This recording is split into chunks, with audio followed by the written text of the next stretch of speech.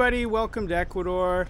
We're going to be doing something a little different. We're going to show all of our nature videos that we've taken over the past year. And photos. And photos, Yep, yes. yep. Videos and photos.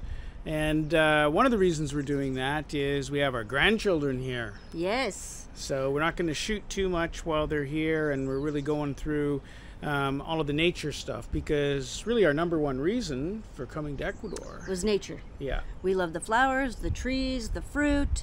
Birds, don't forget the my favorite, the birds, birds. the iguanas, Yeah. the geckos. Yeah, we love it all. So we planted lots of trees here in our yard to bring all of the nature in close to us, and it's worked. We've had a tarantula in the yard. I actually didn't see that. I but saw it. He saw it. And a local said, well, you can easily identify a tarantula. It's a big, hairy, ugly thing. We have lots of iguanas. Yep, lots of birds. Yeah, yeah.